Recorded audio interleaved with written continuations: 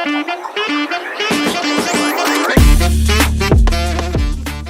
sahabat sehat Pasar Minggu, selamat datang di episode perdana podcast Buah Segar Pasar Minggu. Bincang edukasi gaya hidup sehat dan bugar. Pada episode perdana kali ini juga bertepatan dengan peringatan hipertensi dunia. Maka dari itu kami datangkan narasumber yang tentunya spesial yang pastinya handal di bidangnya, yaitu Dr. Cut Asih, spesialis jantung pembuluh darah. Beliau bekerja di Rumah Sakit Sari Asih, Tangerang, dan beliau lulusan dari Universitas Pajajaran. Selamat pagi Dok Cut Asih. Selamat pagi Dr. Isna, apa kabarnya? Baik, terima kasih Dok telah hadir di Puskesmas Pasar Minggu untuk memberikan edukasi pada sahabat-sahabat sehat Pasar Minggu. Semoga bisa membantu ya Dr. Isna ya. Terima kasih Dok. Mungkin kita mulai saja ya Dok. Oke. Dok, apa sih itu hipertensi sebenarnya Dok? Hipertensi kalau misalnya kata orang awam sering juga dibilang dengan tekanan darah tinggi ya. Jadi kalau misalnya jantung kita itu adalah pompa, si pembuluh darah kita adalah selangnya. Seiring dengan usia, dengan pertambahan lemak dan makan-makan kita, si pembuluh darah yang tadinya fleksibel menahan tekanan, dia jadi lebih penyempit dan tidak fleksibel lagi, jadi rigid. Jadi pada saat terjadi tekanannya tinggi, dia tidak bisa menahan lagi dan terjadilah suatu hipertensi atau tekanan darah tinggi. Baik, oh jadi seperti itu ya Dok ya. Iya, dokter. Arti dari hipertensi atau tekanan darah tinggi mungkin ya. Jadi bukan karena marah-marah ya Dok. Bukan berarti kalau misalnya kita marah-marah tekanan darah kita tinggi, tidak. Oke. Itu. Baik. Nah, Dok, apa sih Dok yang menyebabkan darah tinggi atau mungkin kita biasa sebutnya faktor resiko ya Dok ya? Faktor resiko darah tinggi itu mungkin kita bisa bedakan menjadi dua. Ada yang bisa dirubah dan tidak bisa dirubah ya. Yang tidak bisa dirubah dulu misalnya usia, semakin tua, laki-laki jauh lebih sering, lalu juga genetik gitu ya. Tapi jangan salah nih, jangan semua darah tinggi soalnya genetik dari orang tua gitu ya. Terkadang yang diturunkan bukan cuma gennya, tapi cara makan kita gitu ya, cara olahraga kita. Mungkin kita nggak pernah olahraga di rumahnya, mungkin kita cara makannya di rumah banyak goreng-gorengan atau asin-asin seperti itu. Yang bisa dirubah adalah seperti kolesterol tinggi, diabetes mellitus, makan yang terlalu asin-asin, alkohol yang berlebihan, itu juga bisa menyebabkan, atau makan makanan yang makanan proses yang sudah diproses gitu, itu juga tinggi angka hipertensinya. Gitu ya. Jadi mungkin untuk faktor risiko yang bisa diubah, gaya hidup yang menentukan ya Dok ya. Ya, satu lagi yang katanya orang-orang zaman sekarang, kaum rebahan. Itu dia tuh. Kaum rebahan, mager, kerja depan TV aja, lihat HP, itu juga bisa menjadi salah satu faktor risiko dari hipertensi. Berarti mungkin untuk seperti para pekerja kantoran yang hanya duduk seperti itu ya Dok ya. Itu juga Ya, bisa itu jadi satunya. berjam-jam itu juga bisa meningkatkan tekanan darah tinggi ya. Gitu. Lalu untuk yang faktor risiko dari makanan mungkin, nah jadi kan sekarang ada generasi micin nih Dok, atau yang suka yang asin-asin. Nah sebenarnya makanan asin ini meningkatkan darah tinggi nggak sih Dok? Nah benar sekali Dr. Isna. Jadi kalau misalnya menurut penelitian, konsumsi garam lebih dari 5 gram atau 1 sendok teh setiap harinya meningkatkan faktor risiko dan hipertensi. Dan garam itu nggak cuma asin-asin aja gitu, nggak cuma garam yang kita tok-tok makan garam gitu. Banyak juga garam-garam terselubung. Apa sih garam-garam terselubung? Yaitu makanan-makanan olahan yang mengandung pengawet, yang mengandung natrium monoglutamat, MSG, ya vetsin gitu. Iya, itu juga mengandung seperti itu. Pengawet kita yang makan makanan kemasan itu juga tinggi garamnya. Jadi juga harus dihindari. Bahkan baking powder sekalipun kalau kita banyak makan kue-kuehan itu roti juga gitu ya Dok? roti. Iya. Ya, itu juga mengandung natrium yang tinggi. Oh gitu. Jadi intinya bukan hanya garam ya Dok? Iya, bukan cuma kita masukin garamnya seberapa, tapi vetsinnya, Kandungan natrium ya Dok? ya seperti itu. Berarti kalau misalnya mau pilih-pilih makanan di supermarket mungkin bisa kita lihat natrium yang tinggi itu ya Dok ya? Ya, itu juga, dan lebih baik masak sendiri di rumah Dr. Isna. Iya. Ya, bekal dari rumah itu lebih baik. Nah kalau misalnya berarti penggunaan garam dan vetsinnya pun harus dibatasi berarti ya dok kalau masak ya. Benar sekali Dokter Risna. Jadi tidak selalu asin. Jadi rasa manis pun kalau ternyata dia mengandung natrium seperti roti gitu bisa menyebabkan tekanan darah tinggi ya dok? Iya, seperti itu. Ya, oke. Lalu apakah hipertensi ini berkeluhan dok? Sebenarnya darah tinggi sendiri tidak ada keluhannya.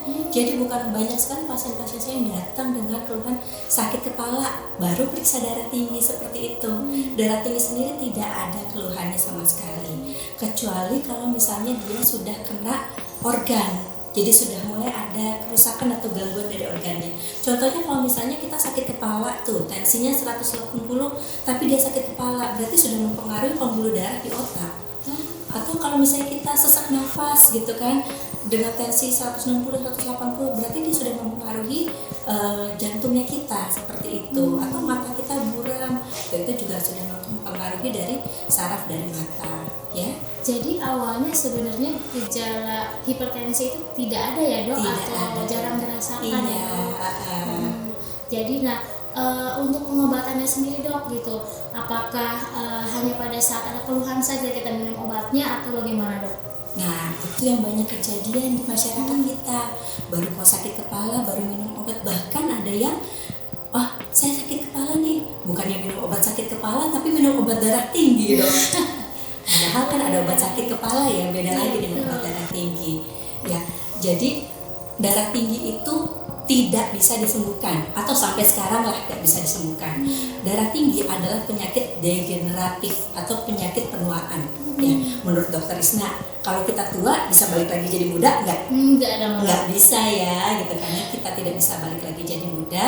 Jadi tekanan darah kita bentuknya sudah kaku, sudah berubah dari pembuluh darah kita yang awal kita lahir masih muda seperti itu. Makanya kita harus mempertahankan dengan minum obat seumur hidup.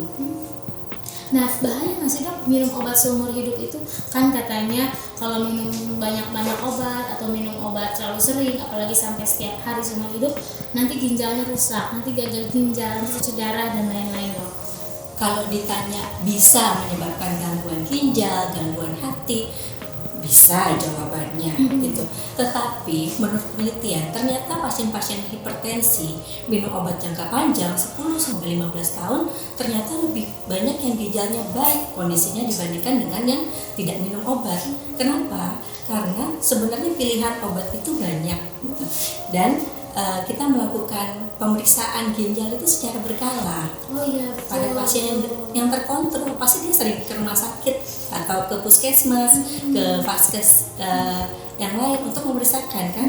Di situ nanti akan dilakukan pemeriksaan ginjal secara berkala, dilihat kondisinya, itu sehingga sebenarnya jauh lebih terpantau dibandingkan dengan orang yang tidak minum obat darah tinggi secara rutin. Oh iya, jadi justru jika penderita hipertensi tidak minum obat atau tidak minum obat secara rutin malah justru merusak ginjalnya ya dok ya? Lebih banyak yang terjadi sakit ginjal di kemudian hari. Dan kalau sudah sakit ginjalnya nggak bisa dibalikin normal lagi loh dok. Nggak bisa di rewind restart ya dok ya? Contohnya tuh kalau misalnya kita karena darah tinggi tidak terkontrol, kita stroke gitu ya. Alamnya jangan sampai Dokter Risna contohnya aja ya. Apakah tensi kita turunkan pelonya bisa hilang? Tidak bisa. Atau tangannya bisa kembali lagi seperti semula, seperti tidak stroke? Pasti ada gejala sisanya seperti itu. Jadi masih ada jejak sisanya ya dok ya? Iya, jadi kita jaga sebelum terjadi target organ atau kerusakan dari organ-organnya. Oh iya betul. Mungkin kebetulan juga nih dok, jadi memang program dari pemerintah untuk di puskesmas itu ada namanya Prolanis. Jadi untuk para penderita hipertensi dan juga mungkin diabetes itu memang harus diperiksakan setiap bulan rutin, dan 3 bulan sekali kita memberikan pelayanan pemeriksaan kesehatan secara general dan gratis dok gitu. Jadi untuk para penderita hipertensi memang sebenarnya sudah dibantu oleh pemerintah ya dok ya untuk berobat dengan lebih rutin, dan untuk efek sampingnya pun bisa dipantau begitu dok, mungkin di puskesmas dan di masyarakat pun kalau jauh ke puskesmas bisa di posbindu dok gitu. Jadi hanya untuk mengecek tekanan darah secara rutin gitu ya. Dan kalau untuk mengecek, berarti kita harus mengecek rutinnya berapa kali sih dok seharusnya? Apakah sebulan sekali, seminggu sekali, 3 bulan sekali gitu? Untuk yang mana nih dok? Untuk misalnya untuk yang pasien dia belum tahu deh, dia belum tahu. Iya, jadi kan hipertensi. kalau misalnya sebenarnya di atas 35 tahun kan dianjurkan untuk medical check up ya 1 tahun sekali ya, pemeriksaan dini. Tetapi misalnya untuk tensi aja nih ya gitu. Misalnya tensi kita pertama kali tensi pasti pernah dong sekali-sekali tensi gimana gitu ya. Tensi kita masih di bawah 120/80. Kita bisa ulangin lagi tensi kita 5 tahun kemudian. Gitu. Ya, tapi kalau misalnya tensi kita sudah sekitar 120 sampai 129, bawahnya 80 sampai 84. Kita bisa ulang lagi 3 tahun kemudian. Ya, terus kalau misalnya sudah di atas itu sudah 130 sampai 139, 84 sampai 89, berarti kita mesti ulang 1 tahun sekali. Jadi gradual, lebih sering. Kalau sudah di atas itu 140 ke atas itu sudah dikategorikan sebagai hipertensi. Itu jadi kita harus memeriksakan secara lebih rutin ya. Dan kalau misalnya pasien pertama kali nih ketemu saya pasien 140/90 gitu ya, itu belum tentu harus minum obat rutin. Ya, kita bisa lakukan modifikasi dulu gaya hidupnya selama 3-6 bulan. Kalau tensinya masih segitu juga, baru kita bisa berikan obat darah tinggi. Begitu. Iya, dokter. Modifikasinya apa saja sih dok? Modifikasinya yang pertama olahraganya dulu. Olahraga dulu, olahraga jantung kita bilang. Olahraga jantung itu adalah jalan, lari, renang, sepeda 30 menit lebih dari 30 menit sehari, 5-7 kali per minggu. Lalu makan makanan yang rendah lemak. Ya, jadi kayak makanan yang kacang-kacangan itu bagus ya, atau biji-bijian itu bagus. Susu yang rendah lemak itu juga bisa dikonsumsi. Jeroan, kulit, udang, cumi, kepiting, kerupuk salah satunya itu bukan makanan yang baik. Goreng-gorengan juga loh, ya. Jatah minyak itu sehari cuma 6 sendok makan loh sehari loh. Jadi kalau misalnya kita bikin ayam goreng, ikan goreng atau tempe goreng pasti kan minyaknya membutuhkan banyak ya. Lalu konsumsi garam juga tadi seperti saya sudah bilang maksimal, jadi tidak lebih dari 1 sendok teh setiap harinya. Iya.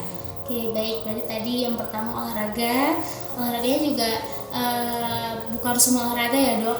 Jadi kalau seperti olahraga yang main bola misalnya gitu dok, atau misalnya main basket bagaimana dok? Boleh, kalau dibilang boleh mah boleh ya.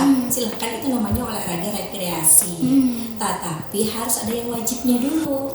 Ya, jalan, lari, renang, sepeda, atau kita sebut dengan olahraga aerob. Olahraga aerob ya. Minimal 30 menit sehari. 30 menit sehari, jadi wajib tiap hari ya dok? Iya, 5-7 kali dalam seminggu. Jadi itu, lalu setelah olahraga makanan ya dok ya, makanan, lalu itu ya, di 2 itu ya dok ya untuk modifikasi gaya hidupnya. Ya, konsumsi makanan. Iya. Lalu jika setelah dilakukan modifikasi gaya hidup tensinya masih tinggi? Kalau misalnya masih 3 sampai, ya kita juga harus tahu tensinya beneran tinggi atau tidak. Jangan-jangan pasiennya takut sama dokternya, atau kita sebut dengan white coat hypertension. Ya, jadi kalau misalnya kita cek secara berulang gitu kan, sudah dalam kondisi tensi itu harus dilakukan pada saat kondisi pasien sudah istirahat. Mungkin setelah datang dia duduk 15-30 menit dulu, terus itu dia setelah diri duduk sampai 1-2 menit dulu, baru kita lakukan tensi gitu. Terus habis itu kita ulang lagi 1 kali 2 kali lagi ya, tensinya berapa gitu kan. Yang pemeriksaan pertama bisa kita buang, baru kita periksa itu benar darah tinggi. Setelah 3-6 bulan masih seperti itu juga, ya wajib menggunakan obat darah tinggi secara rutin dan seumur hidup. Gitu. Jadi harus seumur hidup ya dok ya, walaupun tanpa ada keluhan. Sebelum ada keluhan. Iya, memang bahayanya apa sih dok kalau tidak meminum obat darah tinggi seumur hidup? Ya, kita sebut ada target organ gitu ya, kerusakan dari organ akibat dari darah tinggi. Dari kepala dulu ya, stroke gitu, itu cukup tinggi loh dokter Isna. kejadian stroke pada pasien-pasien hipertensi, bahkan usianya masih muda loh. Wanita 40 tahun stroke ternyata masih hanya muda ya? Iya gitu. Banyak sering kita temukan seperti itu. Lalu yang kedua adalah mata. Saraf matanya bisa rusak. Yang ketiga jantung. Jantung bisa membengkak. Kalau sudah bengkak nggak bisa kecil lagi. Jadi ada gejala sesak-sesak nafas. Atau bisa juga meningkatkan resiko dari serangan jantung. Yang keempat adalah ginjal. Ginjalnya bisa rusak sampai yang paling berat adalah harus cuci darah. Dan bisa terkena juga pembuluh darah yang lain, misalnya pembuluh darah kaki, jadi ada sumbatan. Walaupun kasusnya lebih jarang, bisa terjadi seperti itu. Baik. Lalu untuk ada juga nih dok yang dok, bagaimana kalau misalnya boleh nggak minum timun atau misalnya bawang putih gitu untuk menurunkan tekanan darah?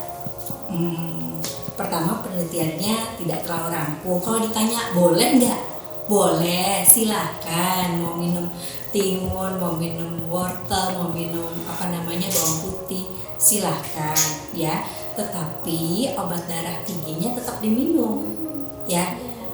Jadi kalau misalnya kita olahraga rutin, terus habis itu menjaga asupan dari garam dan makan makanan yang berkalium tinggi yang biasanya ada pada buah-buahan, itu juga bisa menurunkan tekanan darah kita. Itu tetapi tetap dengan pemantauan. Jadi obatnya tetap diminum rutin. Jadi kalau misalnya mau minum dipersilakan, tapi wajib tetap minum obat ya dok ya. Iya. Dan kontrol secara rutin. Iya. Oke, baik, luar biasa nih dok. Sharing ilmunya gitu ya, mudah-mudahan bisa sangat bermanfaat untuk para sahabat Pasar Minggu di sini. Terima kasih Dokter Aci atas kesediaannya untuk menjadi narasumber. Kita lanjutkan mungkin lain kali ya dok ya, gitu, karena memang waktunya terbatas. Terima kasih banyak Dokter Aci. Terima kasih banyak Dokter Isna.